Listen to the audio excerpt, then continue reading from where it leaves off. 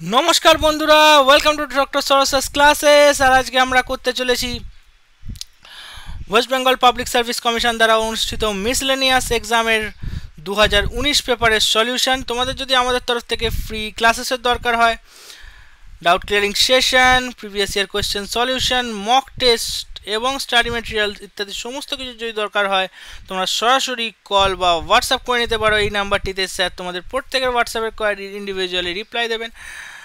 So তোমরা তো জানোই যে প্রিপারেশান নেওয়ার জন্য কম্পিটিটিভ এক্সামে সরসেস ক্লাসেসই বেস্ট ইনস্টিটিউশন ইন ইন্ডিয়া। তো তোমরা যদি চাও তো এখন কিন্তু ক্লার্কশিপ আর মিসলেনিয়াসের জন্য আমাদের ক্র্যাশ কোর্স অলরেডি চালু হয়ে গেছে। প্রচুর ডিসকাউন্ট দেওয়া হচ্ছে এই ক্র্যাশ কোর্সটির ওপর। তো তোমরা যদি চাও তো সময় নষ্ট না করে তাড়াতাড়ি জলদি এই নাম্বারটিতে ফোন করে নাও এবং অ্যাডমিশনের জন্য কথা বলে নাও এবং নিজের প্রিপারেশনকে বুস্ট আপ করো সরসেস ক্লাসেসের সাথে। So let's start with question number 2। কি বলা হচ্ছে, বলছে ভারতীয় সংবিধান অনুসারে কি প্রকারের নাগরিকত্ব প্রদান করা হয়, বা what type of citizenship is granted as per Indian constitution. তো এখানে কি অ্যান্সার হবে দেখো, আর্টিকেল 5 থেকে 11 ভারতের ইন্ডিয়ান কনস্টিটিউশন অফ ইন্ডিয়া যেটা ডিল করছে, এই আর্টিকেলগুলো মেনলি এটা সিটিজেনশিপ ধারাগুলোই নিয়ে কথা বলা হয়েছে।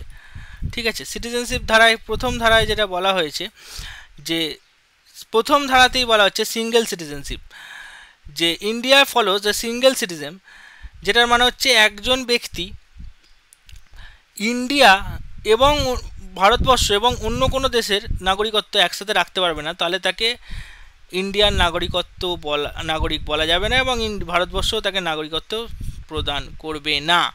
তাহলে এখানে যেটা বলা হচ্ছে একটি মাত্র নাগরিকত্ব প্রথমটায়।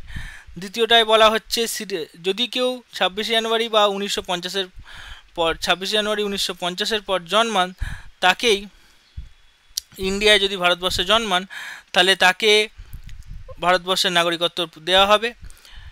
এছাড়া এই রুলের কিছু এক্সেপশন আছে আরও। আর সিটিজেনশিপ বাই ডিসেন্ট, যদি কেউ বাইরে থেকেও এসে কিছু বছরের জন্য বা অনেক দিনের জন্য ভারতবর্ষে রয়েছে, তাহলেও তাকে ভারতীয় নাগরিকত্ব দেওয়া যেতে পারে। আর থার্ড পয়েন্ট যেটা বলা হচ্ছে সিটিজেনশিপ বাই রেজিস্ট্রেশন, ওই হ্যাঁ এখানে বলা হচ্ছে ওই যেটা বললাম সিটিজেনশিপ বাই রেজিস্ট্রেশন মানে কেউ যদি ভারতবর্ষে অনেক দিন এসে থাকে তাহলে দেওয়া যেতে পারে। আর সিটিজেনশিপ বাই ডিসেন্ট মানে যদি কেউ ধরো জন্মগ্রহণ করেছে ভারতের বাইরে, কিন্তু তার বাবা মা ভারতীয়, তাহলেও তাকে ভারতবর্ষের নাগরিকত্ব দেওয়া যেতে পারে। আর একটা আছে 5 নম্বর, যেটা হচ্ছে citizenship naturalisation. Foreign national can, এটা ওই 3 নম্বরের মতোই, ভারতবর্ষে যদি অনেক দিন থাকে তাহলেও নাগরিকত্ব পেতে পারে।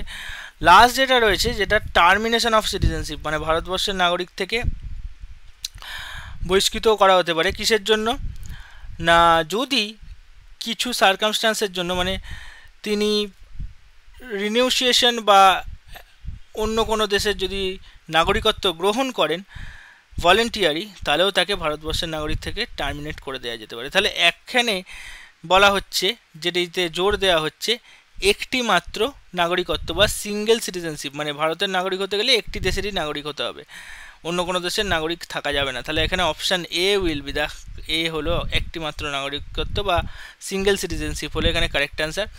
দ্বিতীয় কোশ্চেনে কি বলা হচ্ছে, বলছে নিম্নলিখিতের মধ্যে কোনটি ফল পাকানোর জন্য ব্যবহার করা হয়। বলছে নিচের বলছে which of the following is used for baking fruit. তাহলে এখানে কারেক্ট অপশান বিতে কি বলা হচ্ছে, মিথেন। তো মিথেন গ্যাস, তো দেখো মিথেন মানে সংকেত হচ্ছে, আমি লিখে দিচ্ছি প্রত্যেকটি সংকেত, CH4। মিথেন গ্যাস কখনোই লাগে না ফল পাকানোর জন্য,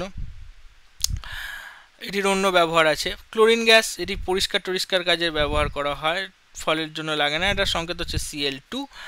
আইসোপ্রোপাইল অ্যালকোহল, যার সংকেত হচ্ছে C3H8O, এটিও ফল পাকানোর জন্য ব্যবহার করা হয় না, এটা একটা মেনলি সলভেন্ট।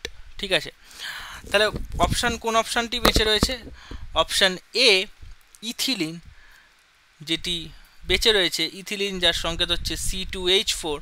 তো এটি ফল পাকানোর জন্য মেনলি ব্যবহার করা হয়, কারণ এটা একটা গ্যাসিয়াস প্ল্যান্ট হরমোন যেটা ফল পাকানোর জন্য ক্রুশিয়াল রোল প্লে করে।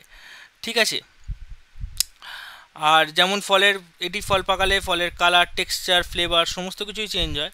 তো এটি মানে খুবই ইম্পর্ট্যান্ট তোমাদের জিনিস, যেটা ফল পাকানোর জন্য ব্যবহার করা হয়। তাহলে এখানে কারেক্ট অপশান কি হয়ে গেল? অপশান, এখানেও option is the correct answer, ethylene হলো সঠিক উত্তর।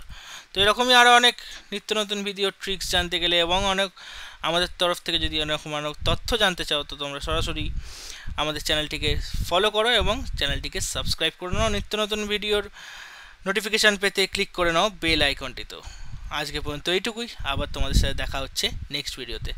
Thank you.